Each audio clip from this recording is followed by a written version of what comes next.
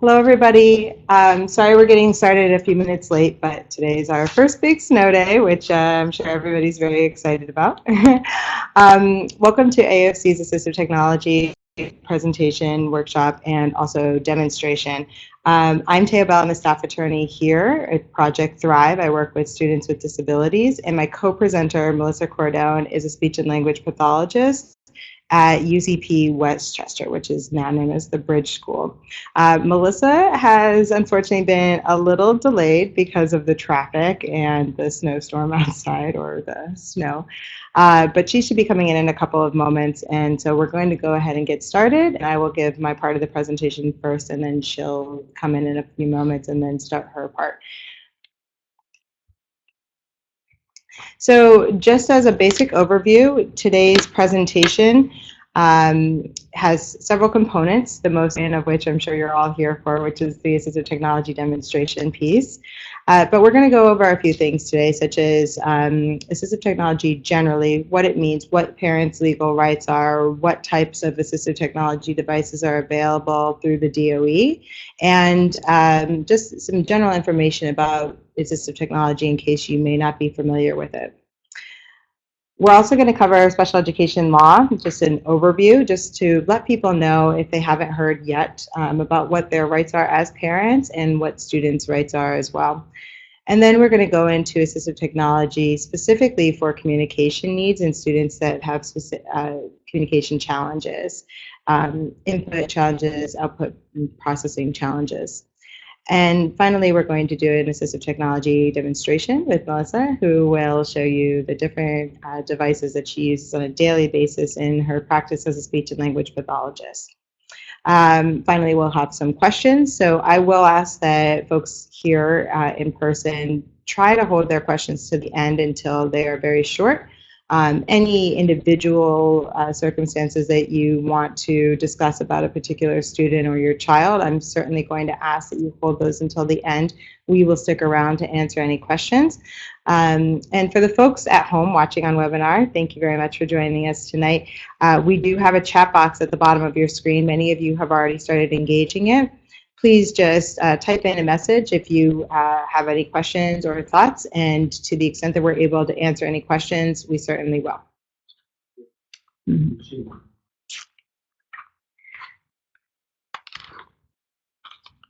Hold on one second.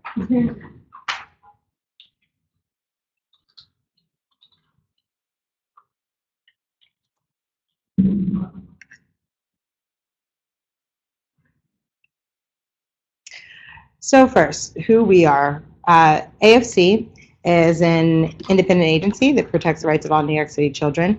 We offer many different services, including direct legal representation, workshops such as this and other trainings to parents and community members and various stakeholders, as well as school districts.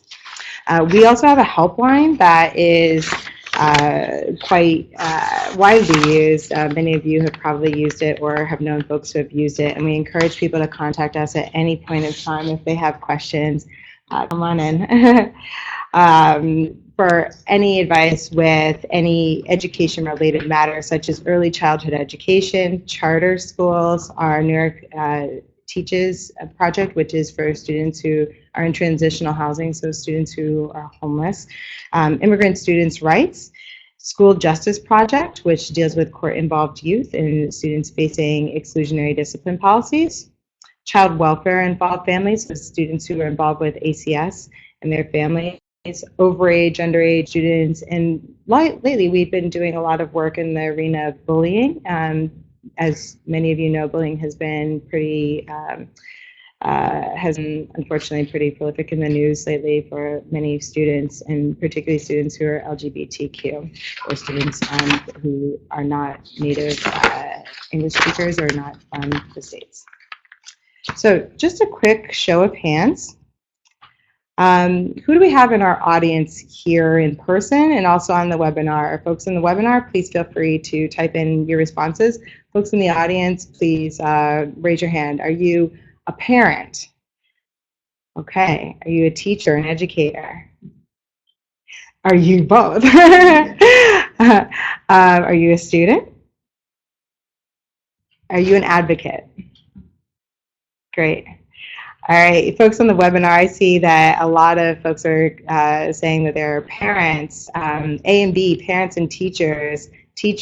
That's great. We're so happy to have everybody. This presentation will be geared towards everyone in the audience. All right, so next, how much experience do you have with assistive technology? So for folks here in the audience, again, same. A, no experience. Anyone? All right, great. B, very little experience. All right, good. C, some experience. And D, lots of experience. I think you get to raise your hand.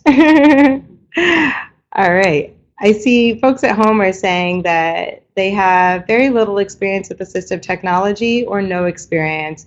Again, this presentation is really aimed for everyone.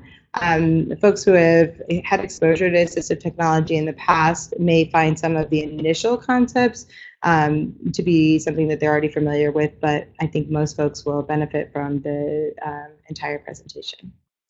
So let's talk about what assistive technology is. So here we provided the legal definition. So assistive technology means any item, piece of equipment, or product system, whether acquired commercially off the shelf, modified, customized, that is used to increase, maintain, or improve the functional capabilities of a child with a disability. That is a mouthful, right? Okay, so this definition comes straight out of the IDEA, the Individuals with Disabilities in Education Act. And we've tried to break it down here for everyone so that you can have a better sense of exactly what AT is and what this definition means.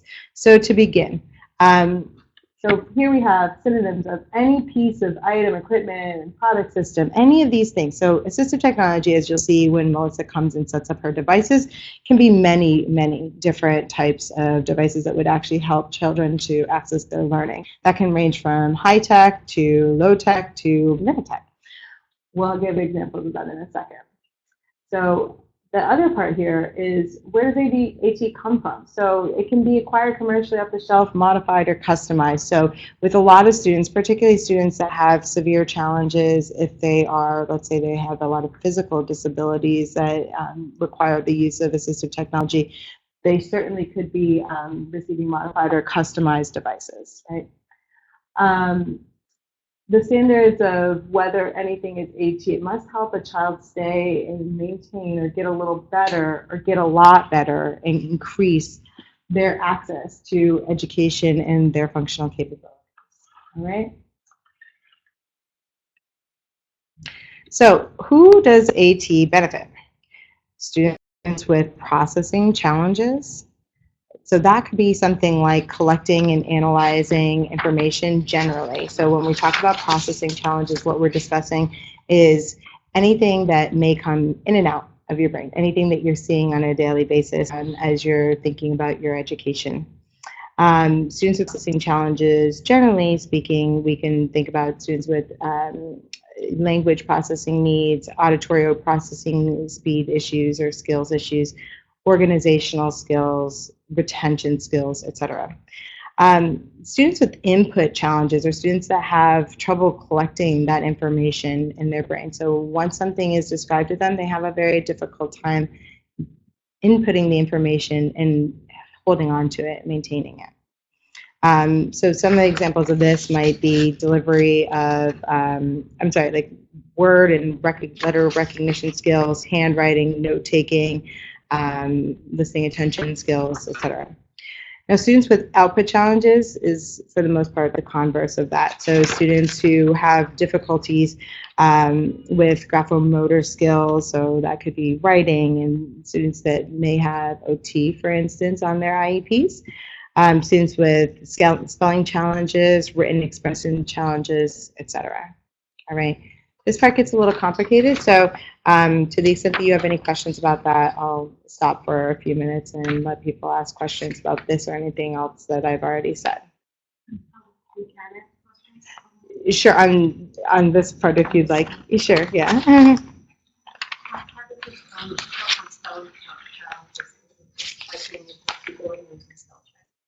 So it's not exactly just typing into a keyboard and using spell check.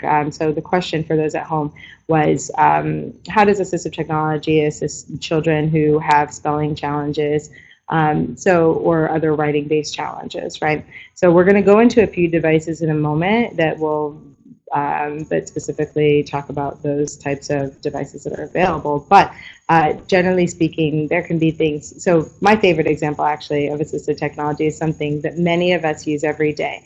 So if you are somebody who texts on your phone and you use any type of texting software, oftentimes there will be a word bank at the top. And so if you are starting to type WI, it might suggest WITH. It might suggest WIDTH. It might suggest something else, some other word, right? So that is a form of assistive technology. That's a word bank. That's word prediction software. Okay. There's a lot of other types of, and particularly in the field of students who need reading and writing-based challenges, there are many, many, many types of assistive technology solutions, including apps and various software programs. We would be here until tomorrow if we wanted to go through all of them, but we'll certainly cover a couple as well as a couple examples, and we'll point you to some places where you can look to learn more.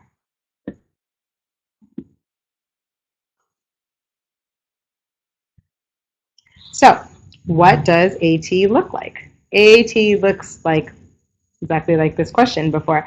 AT comes in many, many different forms. One of the forms is a Google Chrome extension. So here we have a few different logos that you may have seen before that may seem a little familiar. So this is the Chrome logo, right? Folks may have seen that. Chrome has many built-in extensions, oftentimes that you can use for free, that you can just use on your computer if the student uses a computer or a tablet, that the student can just go into a Chrome extension. And so a Chrome extension would be, it's essentially like an app, right? Oh. So it really works in basically the same way. There are many different types of extensions available, but this one, for instance, I have a read and write for Google Chrome on my laptop that I can use if I would like to access assistive technology.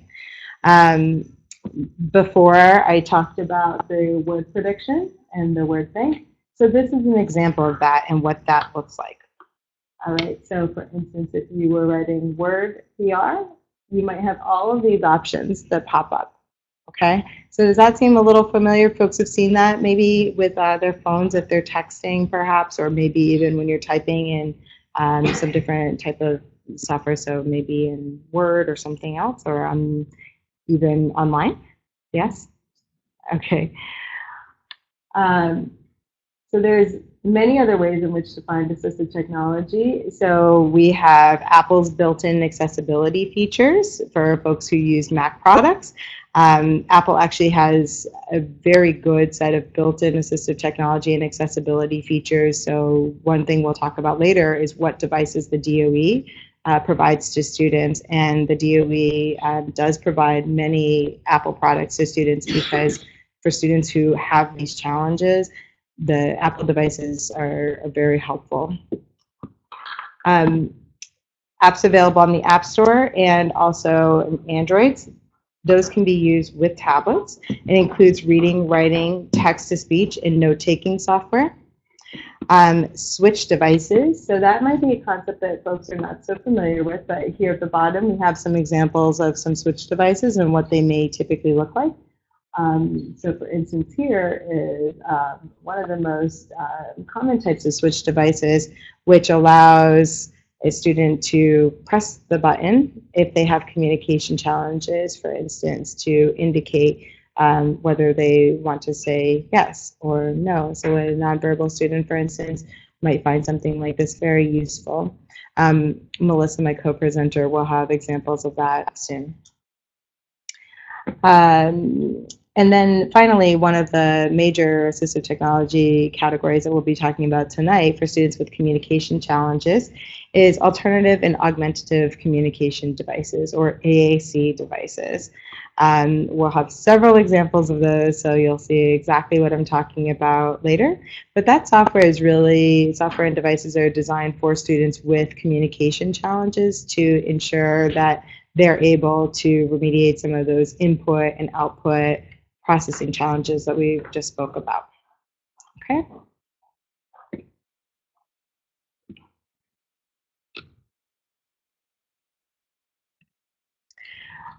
All right. So, as I mentioned, the DOE provides many different types of assistive technology. In the last few years, the DOE has started making sure that they have devices on hand to accommodate every student's needs. Of course, there are going to be many hurdles with that, but that said, the DOE has a lot of devices that are listed here in the last category of the possible AT solution.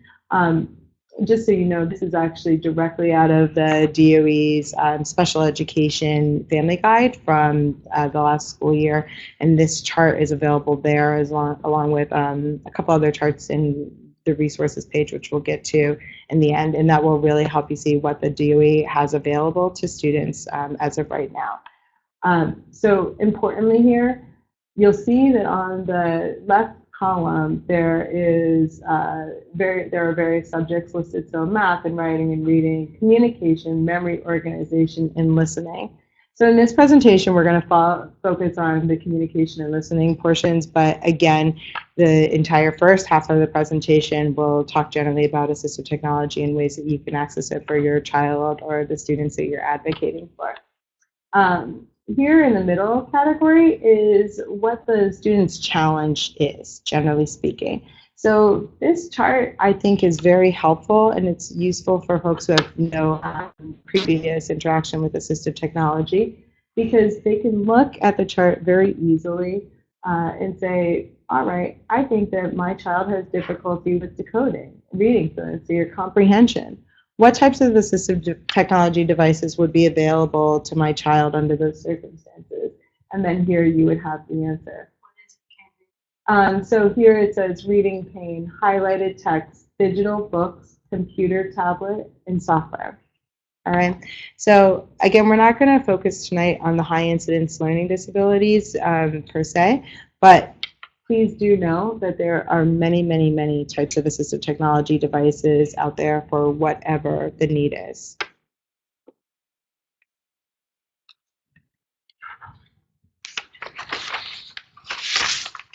So now we're going to go into the law for students with special disabilities. Before we do that, do folks have immediate questions that they'd like answered either from the webinar or folks here in person? One of these, the technologies you just mentioned within the DOE, who are they accessible to? They're accessible to any student who lives in New York City, resides in New York City, and is either attending a DOE school, attending a charter school, attending a non-public private school for their special education needs, etc. And we'll go into that in just a moment and kind of which different offices within the DOE you would need to contact to make assistive technology available to you. But generally speaking, they are all available to any student who resides in New York City.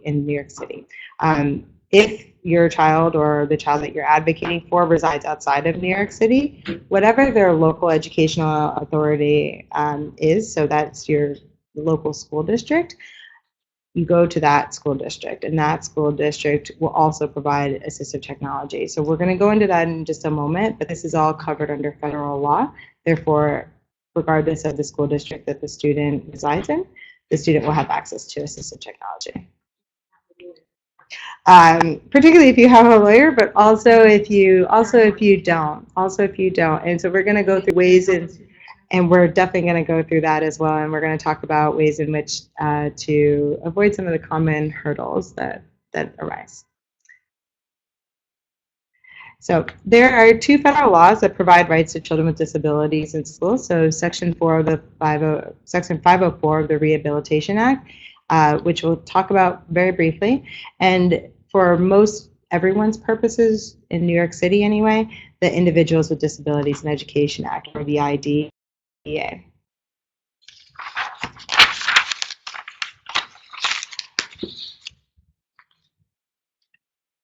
So under the IDEA, any student age 3 through 21 here in New York City with a disability has to a free appropriate education. So it's not exactly 3 just yet, but we are working on it with our partners very closely. But as folks probably know, there's a 3K for all and a pre-K for all and various other programs to help the youngins with their special education needs. The reason I say 3 through 21 though is because children who are very young, as you may know just from your personal experience, may pick up your cell phone and know how to use it better than you, right? I see a few nods. I'm sure that there are lots of folks who can relate to that. In New York State, you have the right to an education until you attain the age of 21. So anyone that fits in those categories, any student that fits in those categories, those age parameters, will have the right to access assistive technology or their special education needs. There are 13 classifications of disability under the IDEA, and so if you have seen an IEP in the past, you'll probably remember that at the very top of the IEP, at the top right, it says the student's classification. In my work as a staff attorney here, I work with many, many parents, and my clients often tell me that they don't know what their child's classification is. For most intents and purposes, that's not the most important thing. What you need to know generally is what are your child's challenges, and then talk to the school district about it, talk to the teachers about it, talk to their teacher, their special education teacher, and they will help guide you through this process as well. By the end of this workshop, we're going to hope that everyone knows much more about assistive technology, but we're not going to expect anyone to be an expert. And again, we have our helpline. There are cards on the table, and we'll have the number up at the end. So if you have questions after this that we're not able to get to, please do call our helpline from today on forward and encourage others to do the same. So the disability must adversely affect a child's educational performance under the IDEA. So this is the important part. It's not, the IDEA doesn't say that just because a child has a disability that they would have access to the services under the IDEA. That's really the main difference between the IDEA and Section 504 of the Rehabilitation Act, which we'll talk about in a second here. The IDEA is really focused on the child's education and whether their challenges impact their education and their ability to access education.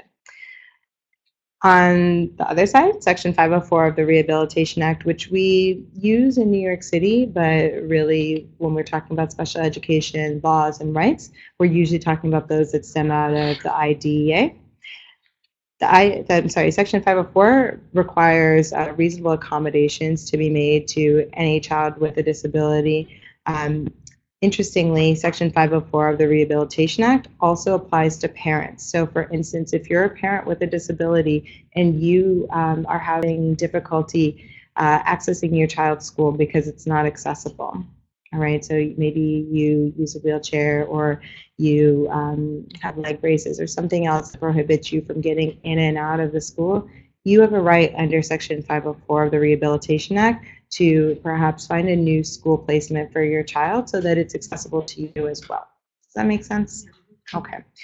All right, so AT benefits, and this is the one thing that I want to hammer home tonight more than anything else.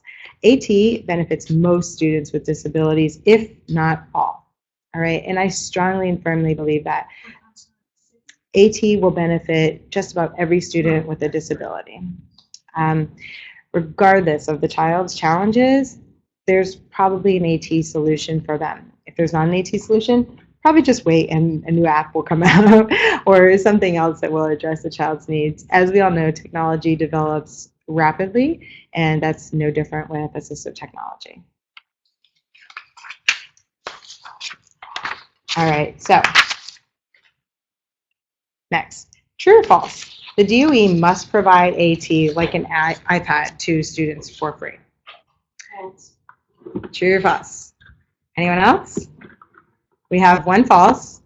Special ed students or all students? To students, special education students, for free. False? It's not a specific enough question. We have, it's not a specific enough question, which might be true. False. So we're getting a lot of responses online that say false as well. We have one true. So let's do a show of hands here. All right, folks in the in-person audience, do you think that it's true? If so, raise your hand. All right. Not true, or they do need to, Mhm. because they see a deficiency or a setback or a gap in the child's education. But matter of must, Mhm. I have no problem with that. Okay, so the must seems to be the hard part for some people. All right, so for those who haven't responded, is your answer false? Yes? Okay. All right, so the answer is actually A. It's true. They don't need to provide an iPad. Right, so an iPad might be the appropriate technology for the student. Exactly. So I think that oftentimes, the clients that I work with, and even special education providers who think about these things on a pretty regular basis, think that the cost of the technology is really what's going to hinder a child from receiving it. We all know any public school district, particularly any large public school district, is going to have some financial constraints in terms of what they're able to provide children. That's an unfortunate reality, but it is our reality. That said, the law does not care what the cost is. The law wants to ensure that students who have a disability are receiving the appropriate educational supports, whatever they may be. So if the appropriate educational support is an iPad, then that's what the student's going to receive. So remember how earlier I said that the DOE has a lot of students actually who receive Apple products? An iPad would be one of those examples. In fact, a lot of my clients, a lot of them have iPads, and a lot of the very, very, very little ones, so the ones that I was kind of mentioning earlier, the 3, the 4, the 5, the 6, the 7, the 8-year-olds, they have iPads. They have them in very protected cases, but they have iPads, and oftentimes it's because they might have communication challenges. So we will definitely talk about that later. Further questions on that?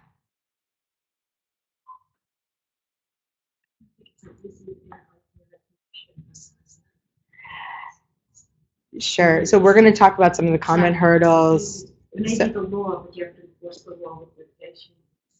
So we're going to talk about some of the common hurdles later, and really how to ensure that you're not running into those challenges as much as a parent or as an advocate.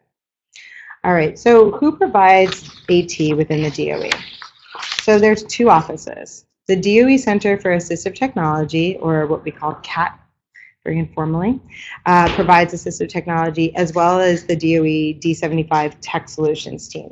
So the biggest difference here is that for the most part, D75 works within D75, and CAT, the Center for Assistive Technology, works with most other students. There are some exceptions, as are listed here. So community schools are just any public school, right? An NPS is a non-public school, so those schools for special education students where they may attend because they're not able to be appropriately served in the public school district.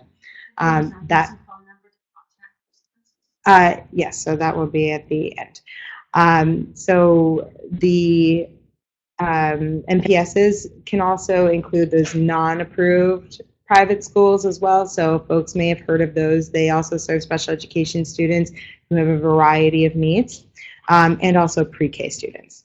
So District 75 Tech Solutions serves the students in the D75 schools largely.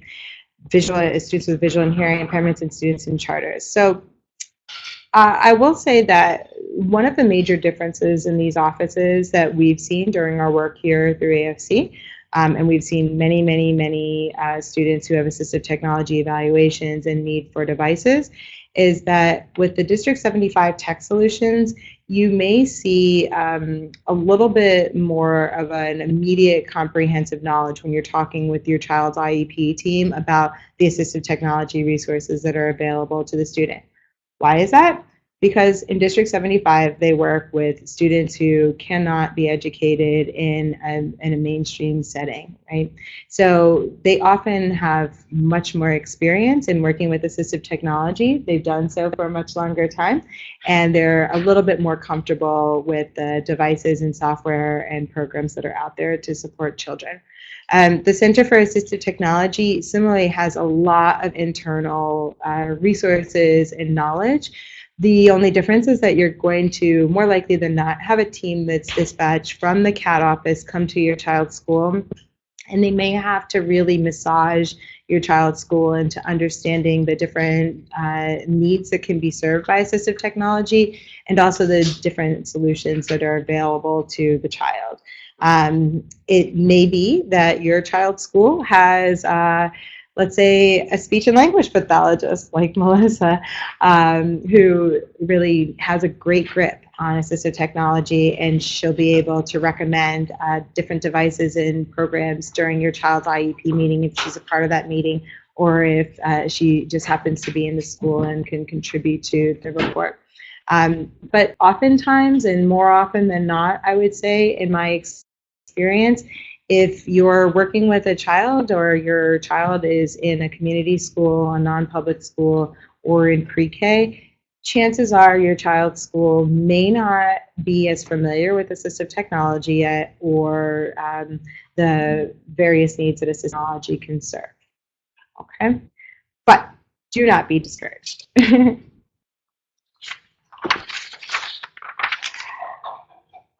Okay, so here's a little bit of the tricky part. This is where we start to talk about how you actually secure AT and some of the challenges that you may see. So the DOE, as I mentioned earlier, is the district here that under federal law is our LEA that's responsible for providing assistive technology services at no cost to the student or parent, all right? But that is if the IEP team determines that there is a need for assistive technology. So as I mentioned earlier, if your child is attending a school that is either a community school, a non-public school, or they're in pre-K, chances are you're going to have to do a little bit more work in explaining what the child's needs are. And that's what I mentioned earlier. Do not be afraid of that part, because you know your child and you know the child that you're advocating for better than anyone, except for maybe that child and their parents if you're not their parent. That said, if you know what the child's challenges are, that's all you really need to know, right? So we're going to talk about what that process looks like in a moment, but do not be discouraged by the fact that you may not walk out of here tonight knowing 5 different types of assistive technology devices and or software. Though I'm pretty sure that when Melissa gets here and you see some of the assistive technology devices, you're going to know probably at least 2 to 3 that you can say off the top of your head.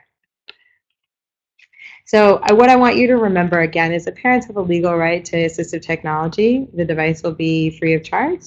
And what we'll talk about a little later is what happens when you might have to use legal recourse. All right, so securing AT and what that process looks like. Now, this is the part that I really want everyone to pay attention to, because this is where you will start to, some things will look a little familiar and some things may not look a little familiar. So again, it's the responsibility of the DOE to participate in this process with you, all right? When you have questions, you ask the CAT team. When you have questions, you ask the D75 Tech Solutions team, or ask your child's special education coordinator, teacher, if you need to, the principal. We'll talk about that in a second. So first is the request by the parent, the school staff, or the IEP team for an assistive technology evaluation. So usually this is the referral. This is the referral piece that many of you may have done before, maybe sending a letter or an email or talking with the principal or somebody else in the school team who says, write me a little email or a little letter. That's the referral piece to have your child evaluated for assistive technology, okay? So that's just in writing to the principal or the IEP team, all right? Next, is the evaluation. Oops. Uh-oh. Sorry about that. We're having a tech break in the assistive technology workshop.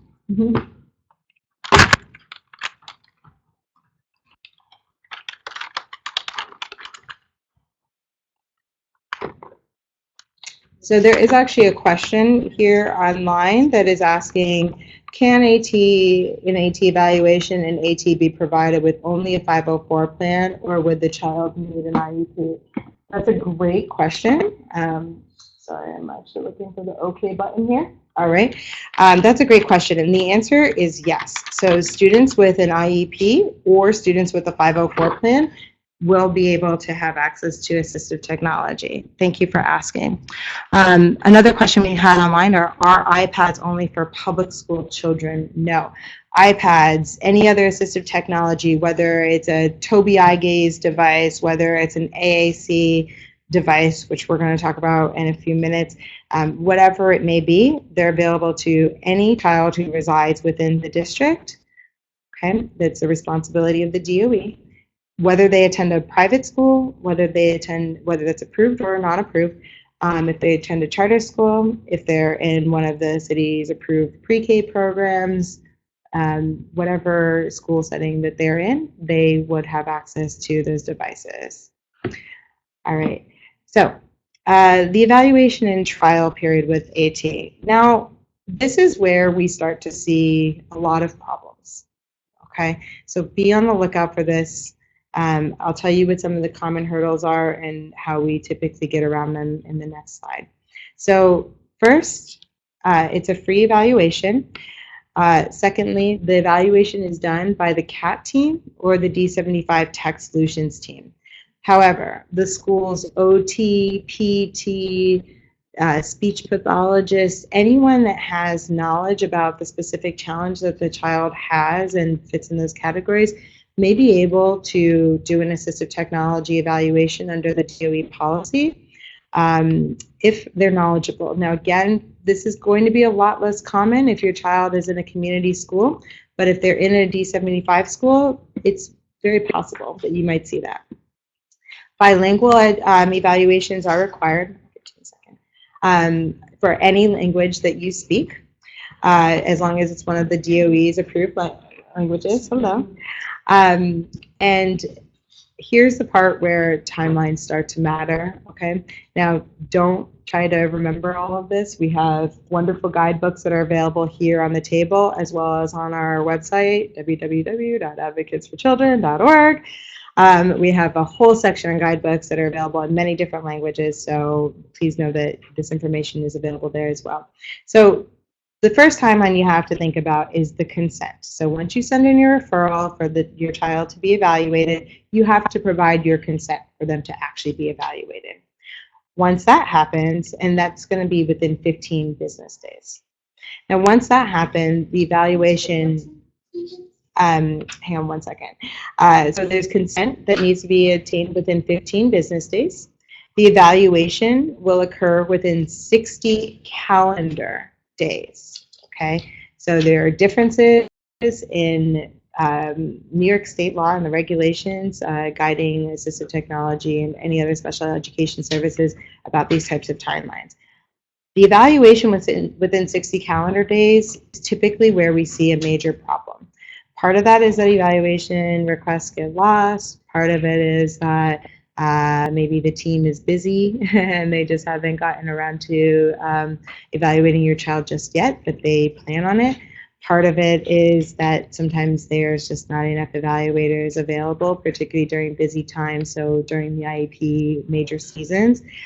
There's a whole host of reasons why that could be a problem. Again, we have a helpline available. Do call us if you have questions about that, but you can also just say to your school's team, this evaluation needs to occur within 60 calendar days. It has been 61 calendar days. Please contact me to schedule the evaluation, okay?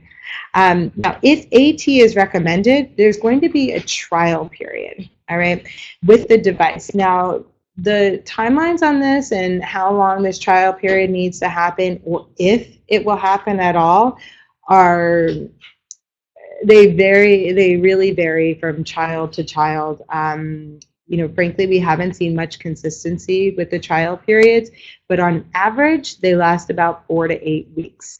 The DOE wants to ensure that students are receiving their devices and any software, et cetera, within the applicable time frames provided by law.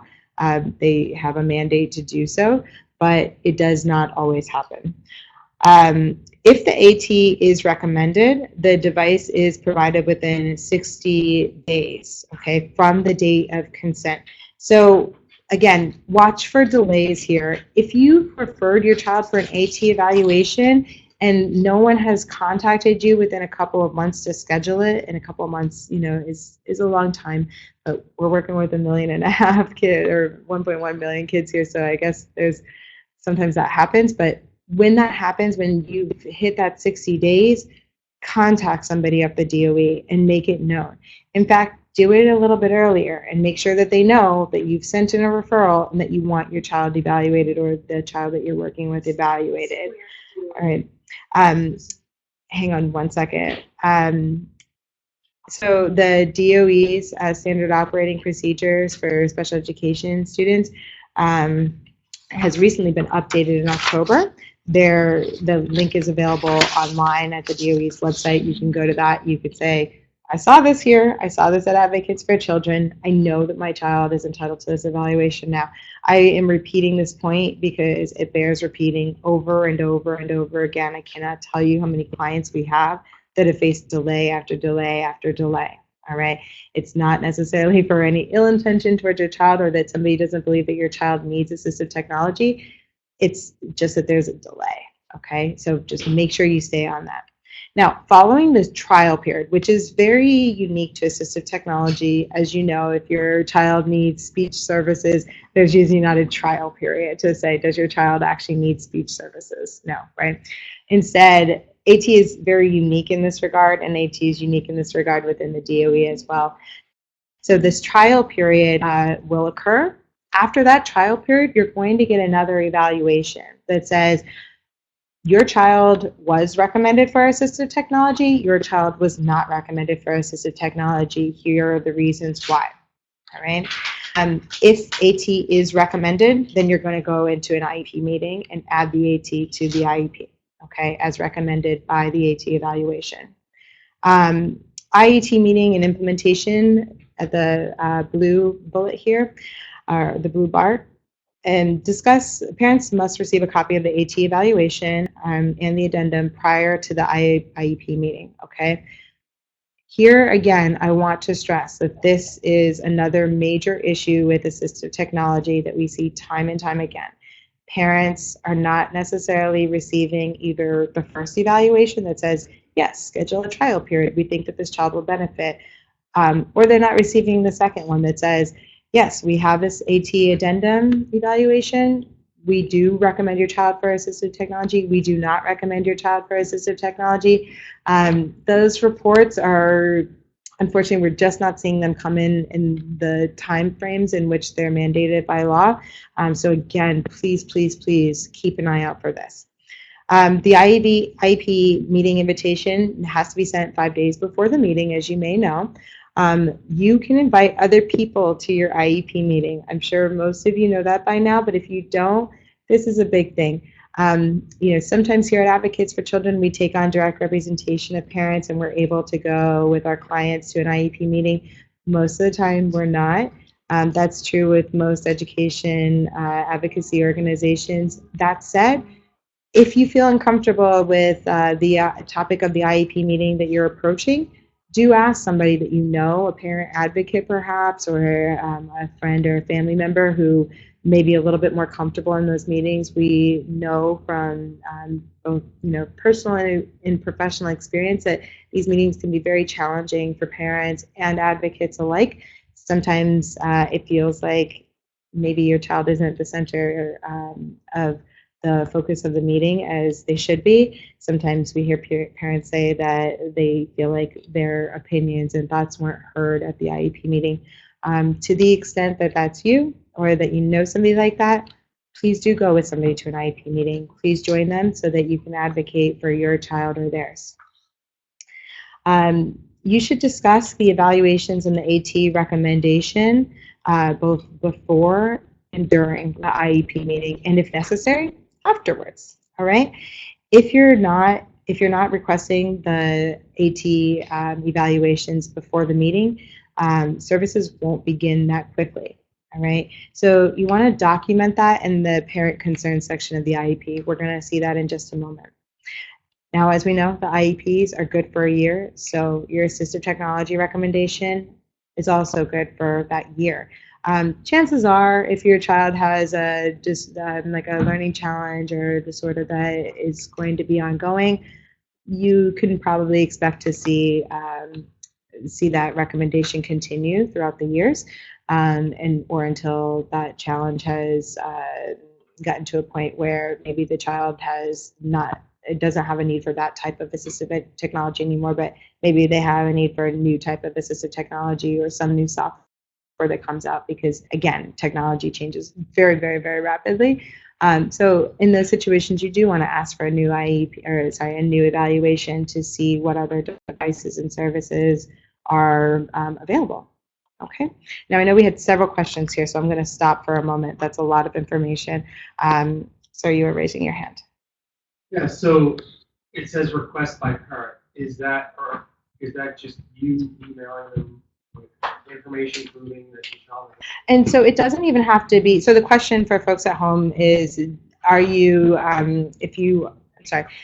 request by parent, school staff, or IEP team. So if the parent wants to request an assistive technology evaluation, how do they do so, essentially? So you can email the school and say, my student is a child with a disability. They have a writing-based learning disorder. I think that they would benefit from an assistive technology evaluation. It can literally be that simple. My name is Tayo Belle. This is the date. I'm sending it to Principal Tayo Belle. If they perfectly exceed those SLAs, what do we do? Right. So we're going to talk about that in a moment, because unfortunately, yes, Because they don't know what to do. Sometimes it might be that the school team doesn't know what to do. We are finding a lot of instances of the school team not really knowing how to treat an assistive technology evaluation. My general feeling towards that is that a lot of people feel uncomfortable with technology, which is why we're trying to do this workshop and talking with other folks. And yes, exactly. And so oftentimes I think that in working with my clients who are working with their child's school, it's oftentimes just that the school thinks that they have to do something more than just put in an evaluation request as they would do with any other type of related service. All right. So it's not really up to the school team to be expert on assistive technology. Chances are they're not going to be, especially if your child is not attending a D75 school. So if they're not, that's fine. There's whole teams within the DOE to deal with those issues. Okay? Yes. I'm advocating for a child who's severely dyslexic and has many other disabilities. And, I requested that the special ed District 1 chairperson, Victor Courier, request for speech pathology test for assistive technology and 2 other things in May of 2017. He's return receipt requested, somebody signed for it. Right. Then he says that person doesn't exist in his office. So 3-4 months later, I sent another request.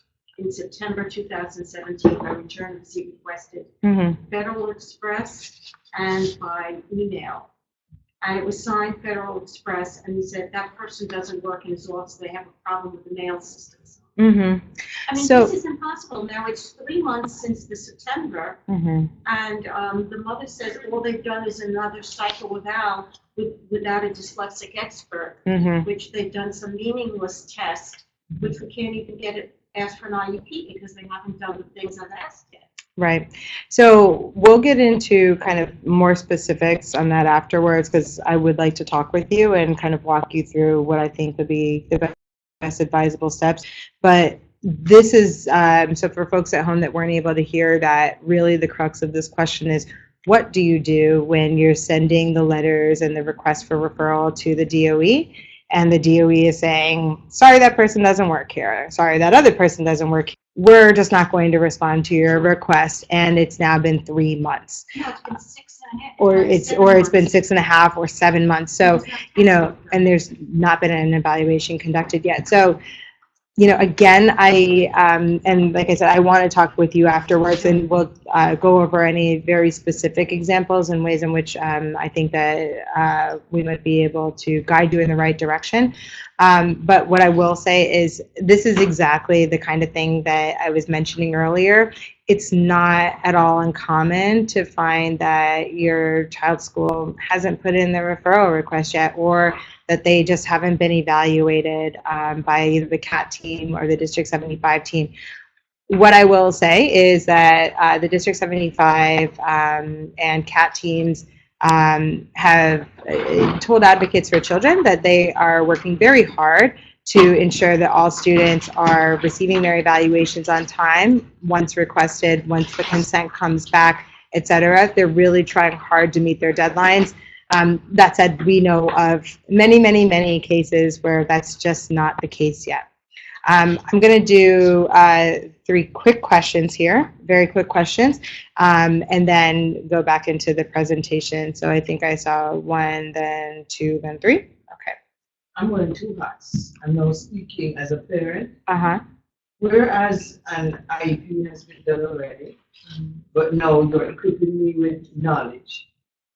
Can I, if I then think, as I consider the IEP that was done for my child, now consider, yes, my child needs AT. I have the IEP in hand. It has been done, the summer has been done.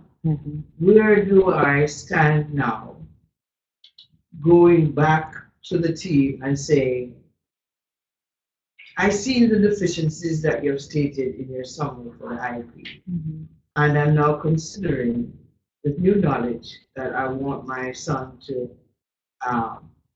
get assistance using AT.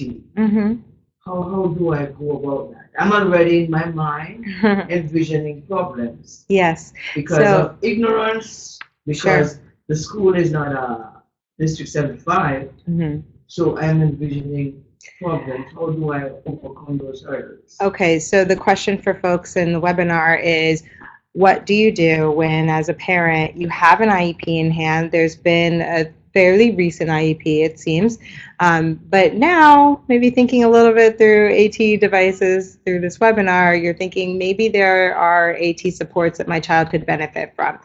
How do I go about getting that when maybe the IEP that I have is fairly recent? Okay.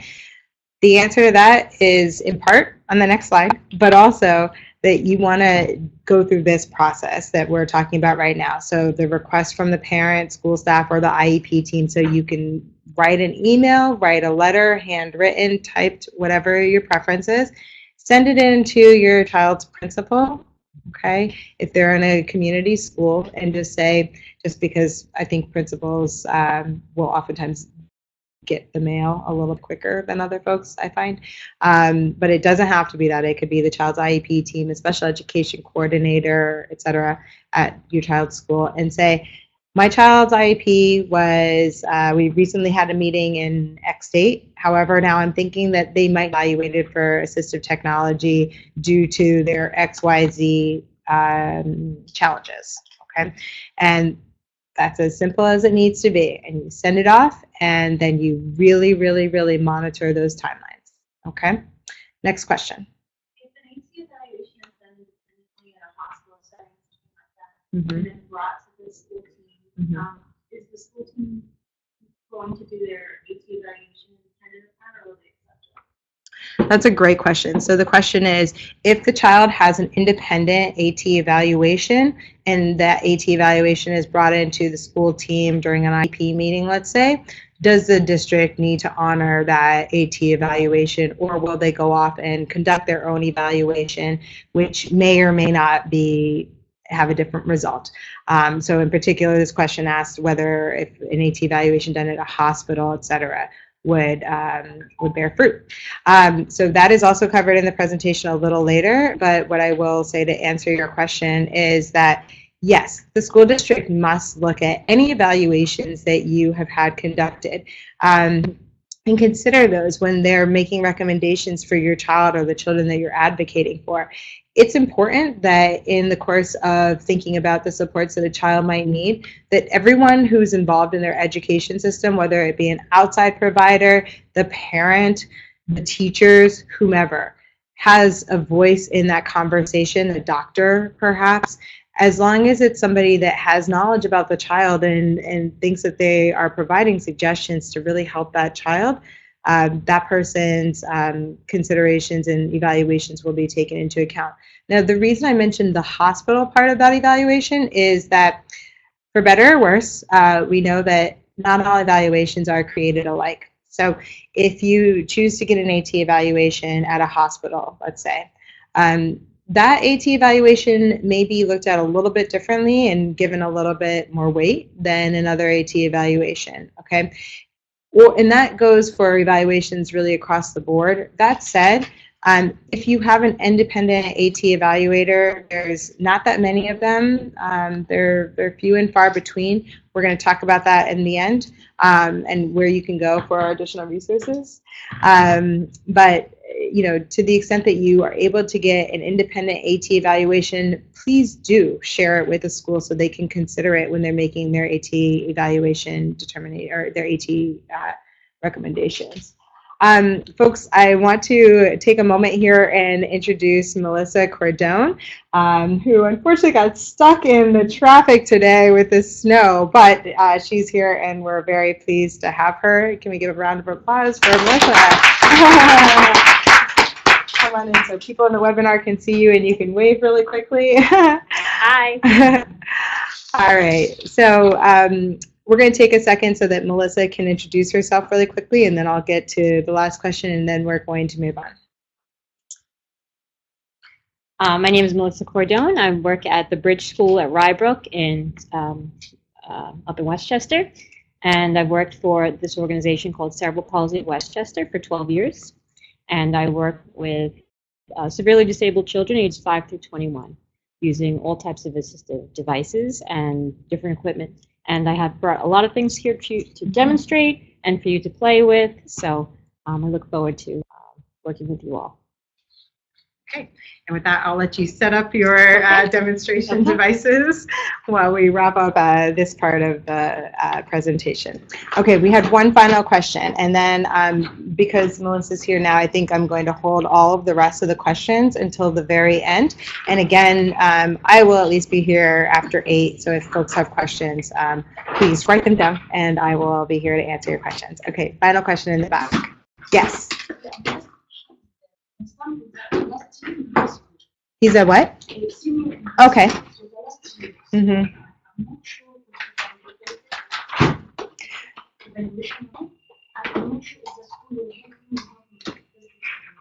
Mm-hmm.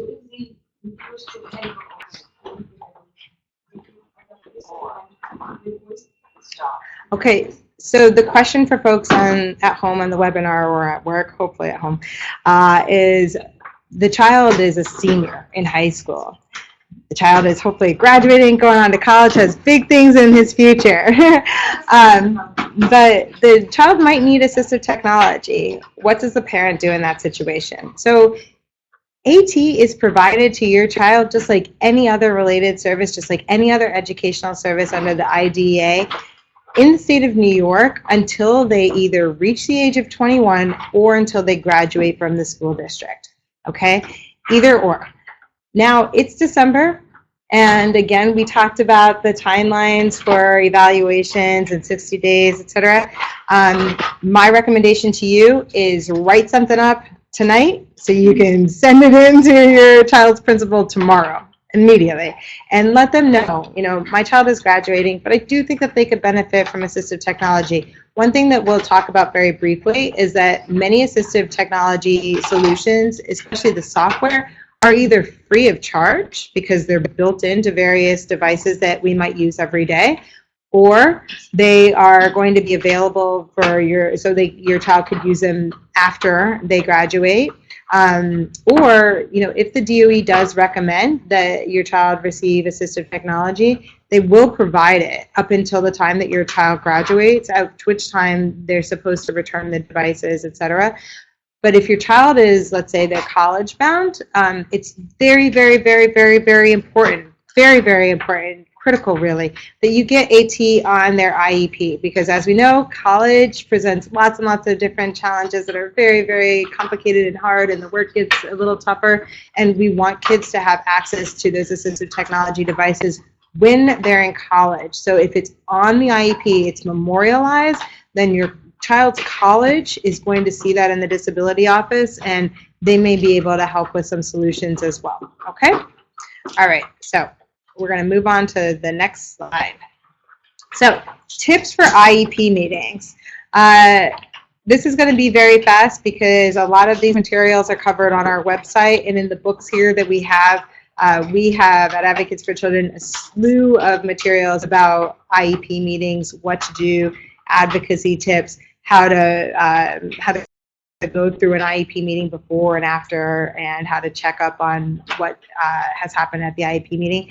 But I'm going to give you a couple quick kind of tips here. So first, you want to ask for any reports or evaluations before the IEP meeting. That's really essential because it gives you some time to look over, see what's, and then come to the meeting prepared so you don't spend most of the meeting talking about what's inside of the reports. Except for preschool age kids, schools will not always share these evaluations beforehand. It's not that they're hogging them. Oftentimes, oops, not a problem. It's not that they're hogging them. It's just that they haven't had a chance yet to send it to you, or they just haven't thought about it. But know that you have the right to reports 5 days ahead of the meeting, just as when the meeting notice has to be sent to you. Oftentimes, maybe the school hasn't even read them before then, so they might be kind of going through them with you, which might not let you get to the substance of the IEP meeting that you're trying to get to. All right, next, sign the attendance sheet and ask the school to note your concerns in the parental concerns section of the IEP or in any other relevant section. So I'm going to show you a sample IEP on the next slide, and I'm going to show you exactly where any concerns about AT should be documented.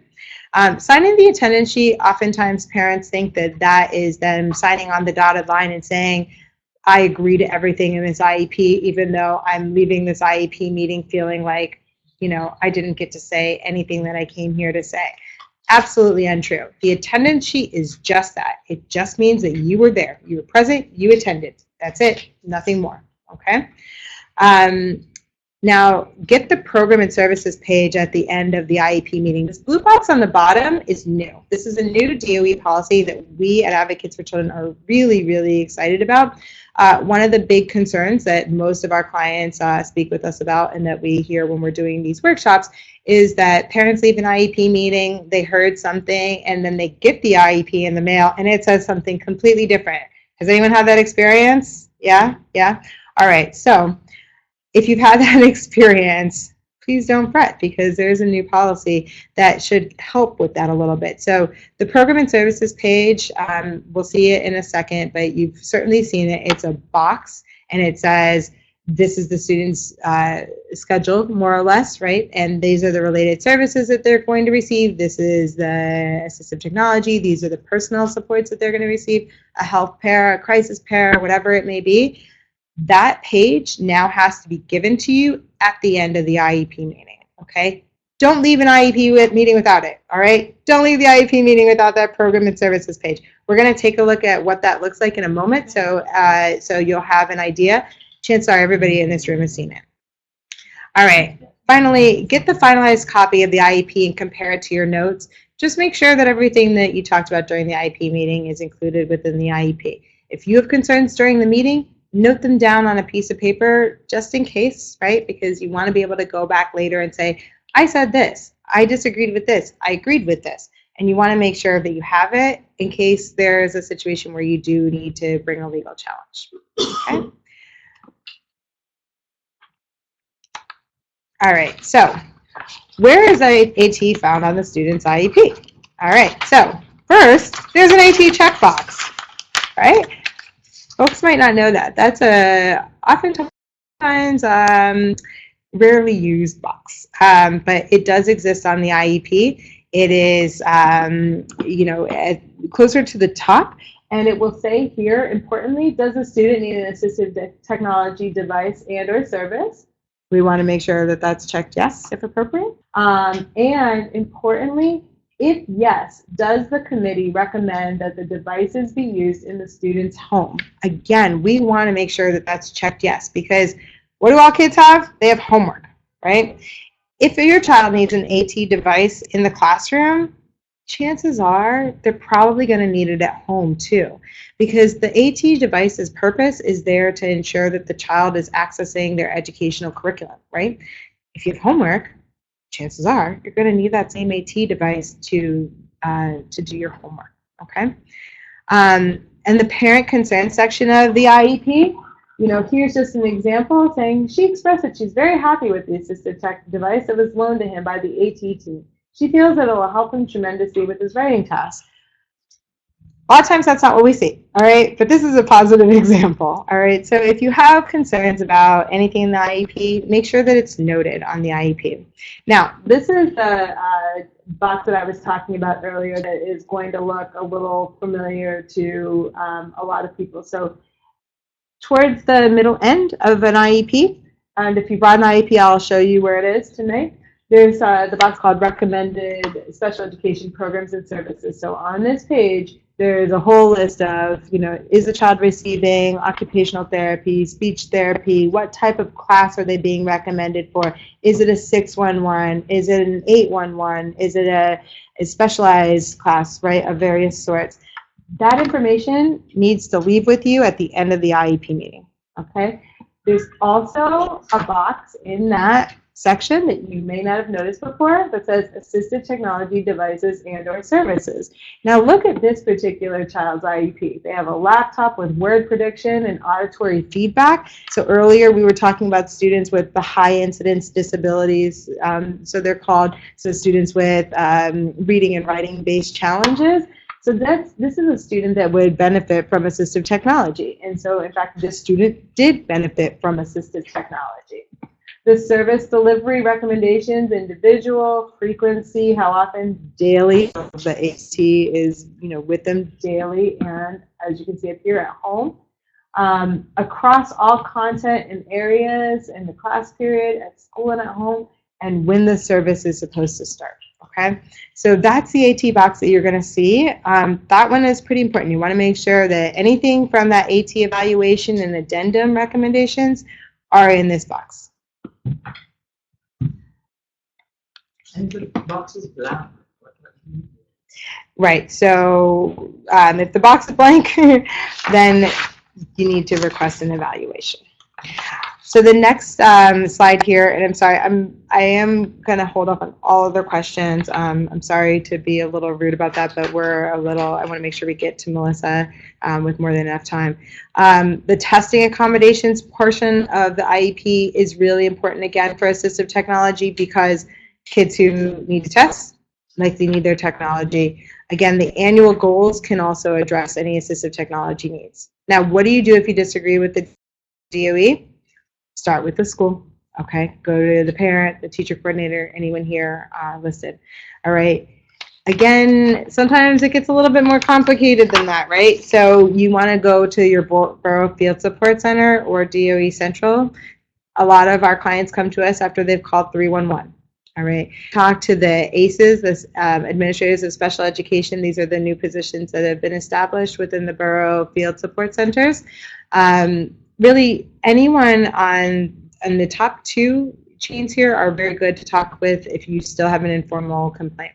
Now, if you start to get a little bit more formal in your complaint because it's been a year, your child was recommended for AT, they never got it, or your child was recommended for various, like a special education school, various related services, and they still haven't got them, then you want to think about involving an attorney or filing on your own a impartial hearing request with the impartial hearing office.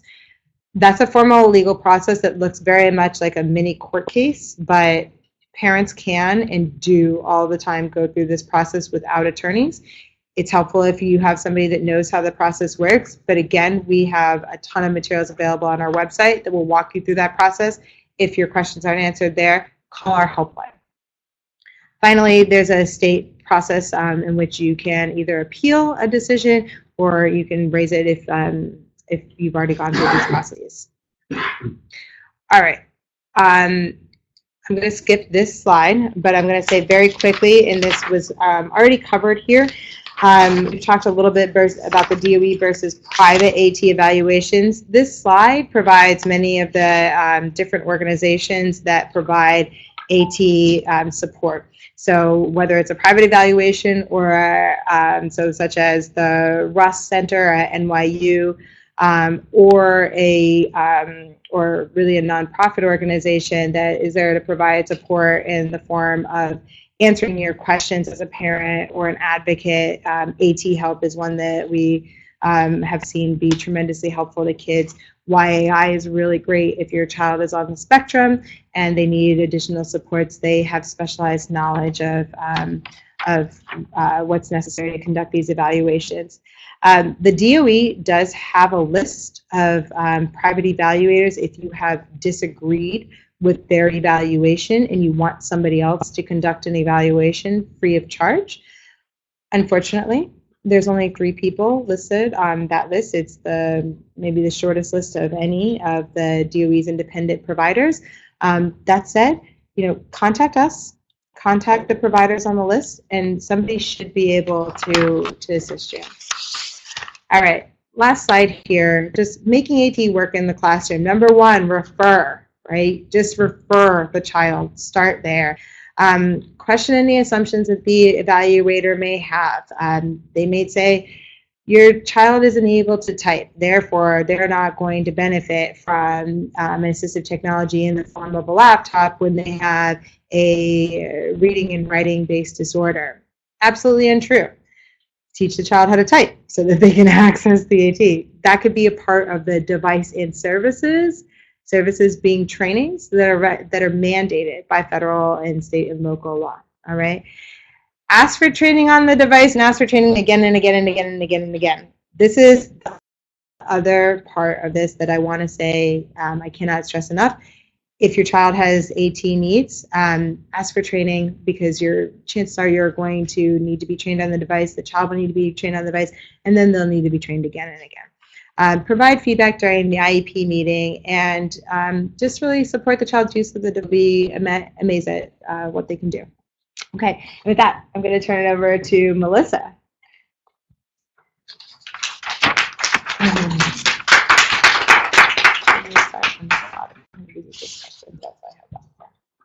Oh, tiny bit. And just the next button there. Okay. Okay, so AAC, I'm sure some of you have heard the term AAC before. It goes along also with AT, or Assistive Technology. So AAC stands for Augmentative and Alternative Communication. Now, really anything could be AAC as long as it's assisting the child in their communication. It can be as simple as pictures, could be as simple as a slant board, a board that would hold up the child's work or book so that they could see it better.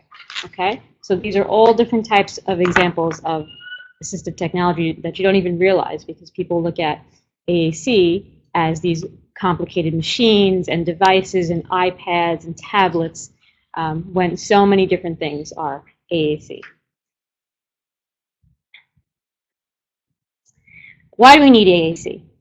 Well, we increase a child's communication, receptive and expressive language, so how we take in language and how we give out language, improve behavior, increase participation in the classroom as well as home and in the community, demonstrate knowledge, so having them label items or find an animal or hold a conversation with somebody, even a simple hello, how are you, having some exchanges with someone in the community, even just a stranger.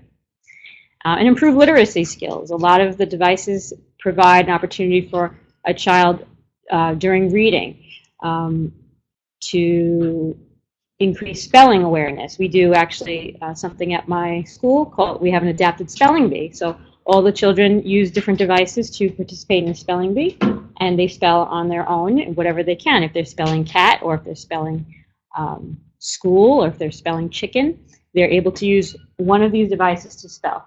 So it doesn't matter what their ability may be, they can still have the ability to spell using some assistive technology. Okay, so there's all different types of levels of AAC, and it comes in all different shapes and sizes. So low-tech AAC is usually just a single message or a single level. It could be just picture symbols, very easy to use, and fairly inexpensive to purchase. Okay, and should I demonstrate? Should I show some pictures or? Okay. I'll do a little bit of the demonstration afterwards. Okay. We have mid-tech devices. They usually contain some type of power source such as batteries, sometimes rechargeable. Very little training is required to use them. They're usually a static display, meaning the display doesn't change, and it's fairly inexpensive to purchase. High-tech devices are equipment with rechargeable power sources, have a dynamic display, meaning it changes, there's different pages, there's different levels. It requires the most support, the most training, and the most maintenance. And something that I do training on time and again on all different types of high-tech devices, and very expensive to purchase. And usually can be funded through a school district, through Medicaid, really on the funding source. Another thing you have to look at with AAC is the access. What type of access does the student need for communication?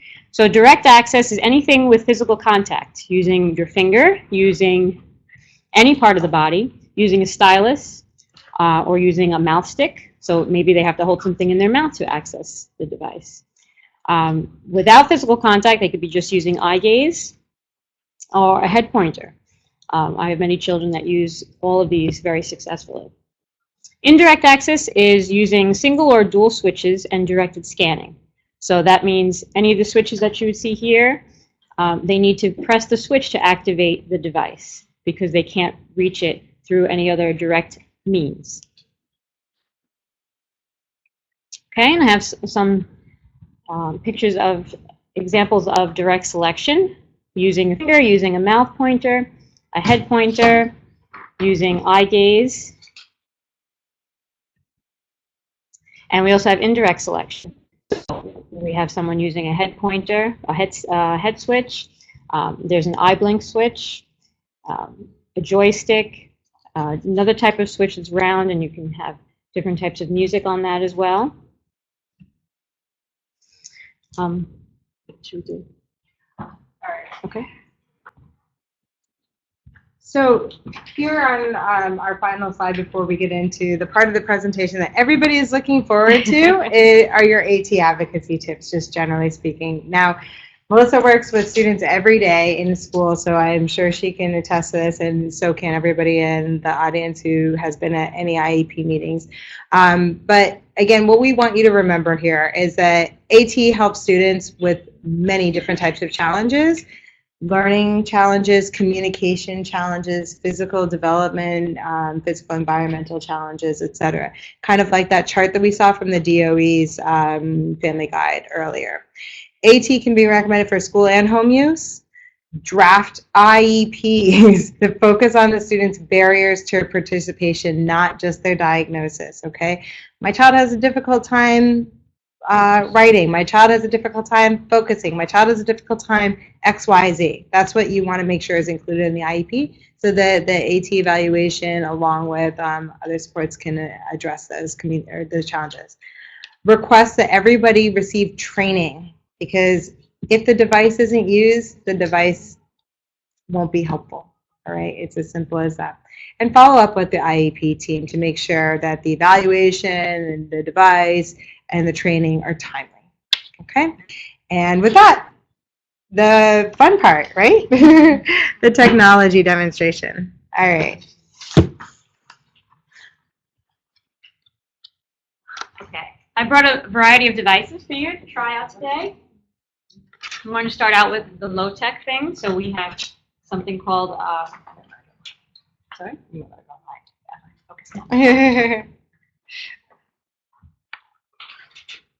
PEC symbols are a very simple book to use.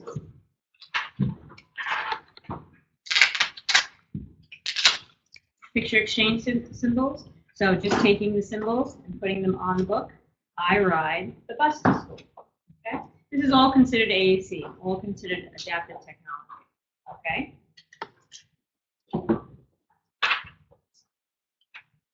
We have many different types of switches as well. So I'm going to demonstrate a few of our switches. Some switches have some texture on them. So maybe you have a child that needs some sensory input, that likes the feel of the bumpy switch. Okay? So you can use the switch and plug it into a lot of these different devices here. Okay? That they can use to say something.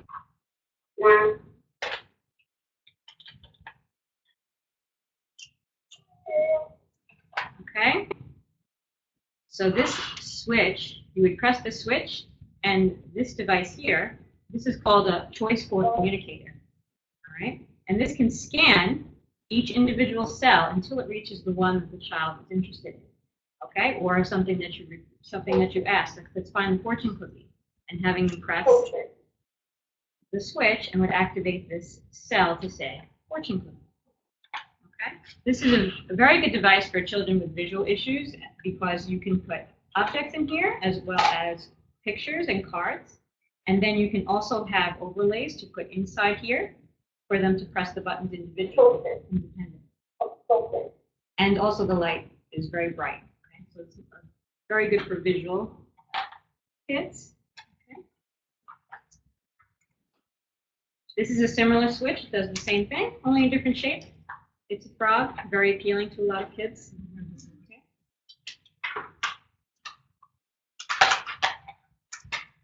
This is a vibrating switch. Okay, so you turn it on, you can feel it. It vibrates, and it also has this great texture on here. Okay. And also, I should say, a lot of these switches can be mounted in different ways, different positions.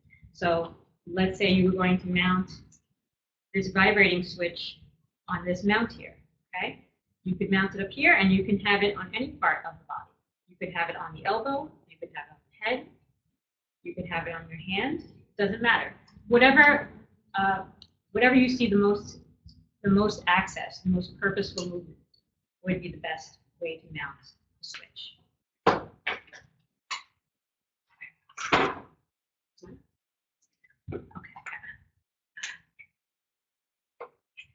Okay, this is another 4-choice device that's direct access. No.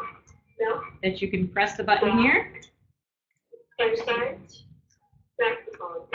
Okay, and you can have pictures over here on the front, and you can also plug switches into it as well.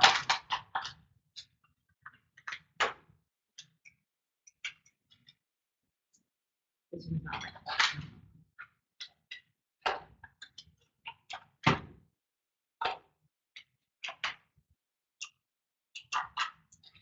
Well, this one's not working. Okay, but you can also plug each switches, so essentially you could have 4 different switches plugged into here and mounted. Okay.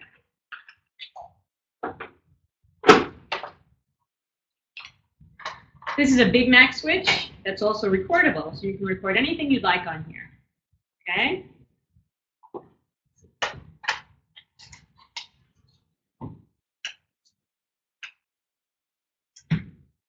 This is the same thing. Battery's working. Okay. So just different shapes and sizes of switches, okay? And recordable. You're also able to plug switches into here.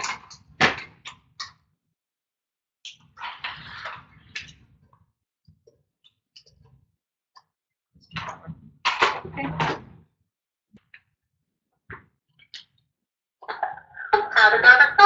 Okay, to access this device. Okay. Here we have another type of direct access device. 1, 2, Okay, this is a little bit of an older style, but still works just the same. This has different levels, so you can change the level. 9, 10, Okay, to say whatever you like, and you can have things pre-made. So you could have one level just for conversation, another level just for mealtime, another level for spelling. Okay. I brought one of our adapted games that we have here, Hi-Ho Cheerio. Some of you know this game. Okay. It has an adapted spinner as well. Okay. With the adapted spinner, if you press a switch and you hook a switch up to it, it doesn't want to spin, it will spin. Okay? It will spin around and anyone can participate in this game. Okay? You can also plug the switch into our Hi-Ho Cheerio game to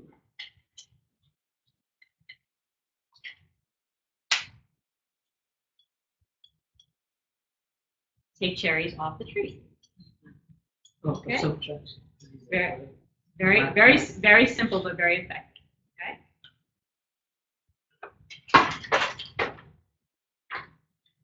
Okay. So I'm going to move on to some of our higher tech devices that we have.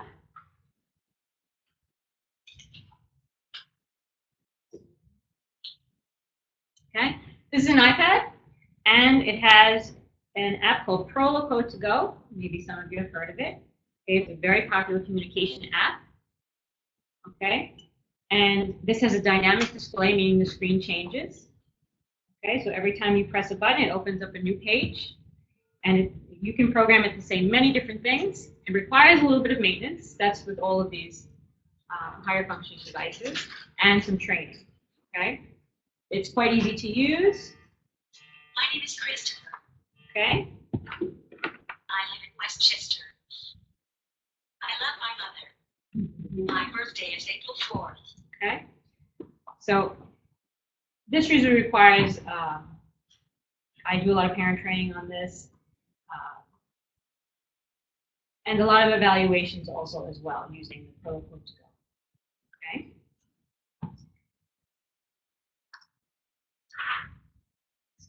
Yes. No, the app is not free, so it is a little bit expensive. It is about $250 for that app.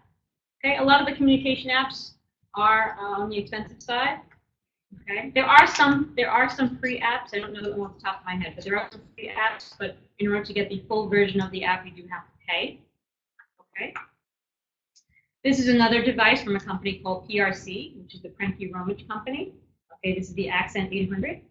This has a lot of different capabilities. It also has a scanning capability. So if you had a switch that you plugged in, you can have this scan each cell individually. And if the child is visual, can see the cells of scanning and can activate the icon that they want. So, Apple. Okay, Apple.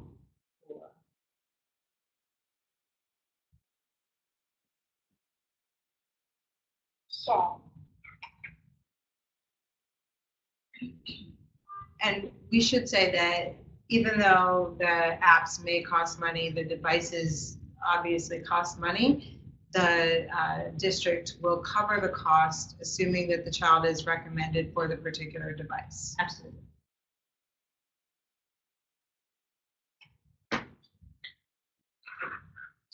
Oh, I didn't show this switch. This switch is actually called a pillow switch, so it's actually soft. Okay? A lot of the times we use this on a child's head if they have this type of a head movement. Okay? And they're able to access this. It's very easy to mount and would easily fit on any of these types of arms and things like this that you see. Okay. Another higher tech device that we have here. Have another comment. This is an eye gaze device. Okay, it's called the Tobii Dynavox. Okay, that's the name of the company. And this is also a higher tech device with a dynamic display. That also requires a little bit of training and some programming, maintenance to keep up with the device and to maintain the pages. Okay.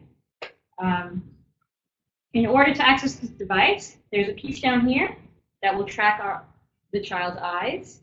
Okay, or it can really do anyone's eyes, so it has to be calibrated to your eyes. Okay. So I'll show you this piece here. So this is a tracking status. So the person's eyes would come up here on the screen, okay, in order to calibrate to their eyes. Okay. And this also has many pages that you can program. Hi. How are you? I'm great. See you later. Okay. This happens to have a mount that's built on the back of it.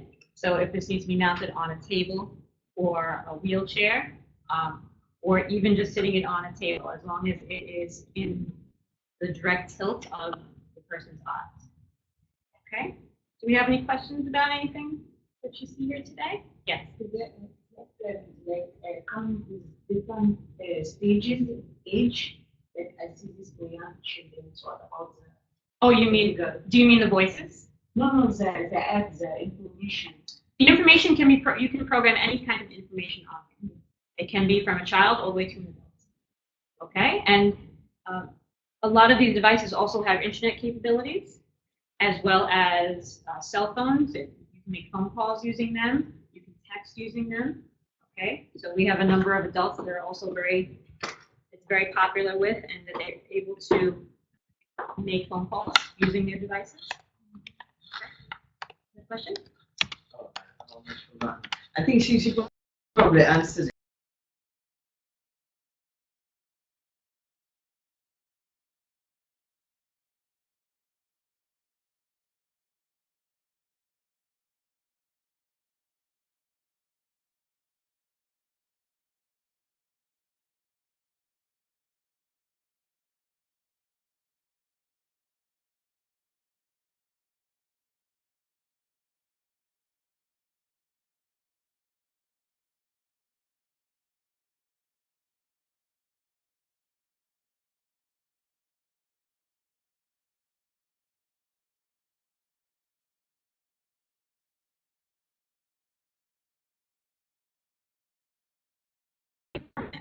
Help him with that kind of work, because it may not just be fractions, could be other things. Okay, it could be his maybe his reading skills too, helping with reading, helping with a variety of things in school. Okay. Any other questions? I'd like to invite you all, if you'd like to come and play with some of our toys here and some of our apps. You're welcome to. Okay, thank you, Melissa. We did have a brief technology glitch. We are still trying to work with this new software, so sorry about that for the folks at home. So Melissa has demonstrated many of the assistive technology devices available to predominantly students who need AAC devices that we've discussed already. Now, if folks in the webinar have any questions regarding the tech, please do submit them now, and then I'll ask them to Melissa. And then if folks in person have questions regarding the tech, we will also address those questions. For those who are attending the webinar and also here in person, the additional resources we discussed earlier are here on the screen. So we have several resources here at Advocates for Children, as I mentioned earlier, on our website, www.advocatesforchildren.org. We have tons of different tip sheets, guidebooks, whatever you may need to get more information about your child's special education needs. Chances are we'll probably have something that could be informative on our website. The DOE's AT Family Guidebook is relatively new. It's very helpful. Take a look at that. We have the laws that we've talked about here as well that mandate that your child have access to these devices. So one of the questions that we have from the webinar is, what's the app name for the iPad? They couldn't hear it. It's called Proloco to Go. It's by Assistive. Are there other apps that folks that might need an iPad for communication needs might want to look at? Yes, I also have another one here that I didn't get to show everyone. This is called the Go Talk Now app. Okay, and this is also very easy to program and can be programmed with just one symbol or many symbols on an iPad or any other tablet. Okay. All right, thank you. We have another question from the webinar. Has anyone ever worked with the Live Scribe pen for older students? Have you, Melissa? I haven't. I've heard of it in passing, but I've not used it myself. Yeah. So I have not personally worked with the Live Scribe pen, but I have seen it many times in many assistive technology references. DOE. It is one of the assistive technology devices that is offered through the DOE. That said, I have yet to see it recommended in any student's evaluation. I've seen them in person in just private use, but I haven't seen the DOE recommend them yet, and I'm not sure exactly why that is. Maybe it has to do with the types of evaluations we typically see here at AFC. All right, so we have another question here about if a child is in general education and has an IEP, can they still get an assistive technology device to use in school? So if a child is in general ed and they have an IEP, then they're classified as a student with a disability. So the thing you want to remember is if your child has an IEP or a 504 plan, they can certainly be referred and evaluated for assistive technology. That is also true if your child does not have an IEP or a 504 plan. That's a matter, chances are, of child find and making sure that the child is identified by the school district as needing one of those plans. But yes, if your child has an IEP or a 504 plan, yes, they can be evaluated for assistive technology. All right, folks here in person in the audience, do you have questions before our folks are able to demonstrate the devices or play with the devices themselves? No, okay. All right, so one last question from the webinar. If a child is, for clarification, on the independent AT evaluation, somebody from the audience wants to know whether that independent AT evaluation will only supplement the DOE evaluation or be used in place of it. The way that the law is structured, any evaluations that you receive from your doctor, a hospital, a private service provider, whatever it may be that could be beneficial to your child's education, need to at least be considered at the IEP meeting. Considered can have a lot of different meanings, so it might not be that the child's IEP team decides to credit your private AT evaluation over their own. If that happens, because it does, right, and certainly we know that in other contexts, if it happens, then that's the point where you might want to talk to, call our helpline, for instance, or another advocacy organization's helpline to talk about possibly getting legal representation or speak with a private attorney. At that point, you might need to file for an impartial hearing and go through that process that I mentioned earlier, which is basically a truncated trial. Again, you can do it by yourself, but it's a little tricky when you do it by yourself. But you absolutely can, and we have guides on our website on how to do that. Okay. All right, so if no one else has any immediate questions, we're going to close out. Actually, we have one more question about the IEP, and where on the IEP do you include low-tech assistive technology? So have you? We still consider it all assistive technology. It's always in the assistive technology section. Even if it's low tech, if it's just a single switch, it's still listed in that section. Okay. All right. So after that, I think I'm going to wrap up the webinar and listen workshop.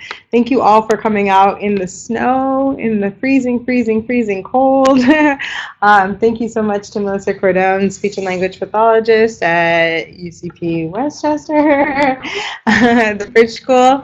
And thank you to everyone who participated with our webinar. I'm sorry for the technical glitch.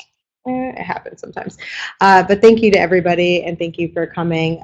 Folks that have individual questions can stick around after, and folks on the webinar, if you want to submit questions to us, please do so through our website. We have in the helpline section of our website, there's a place where you can send us an email, and we'll get back to you. Okay, thank you, everybody.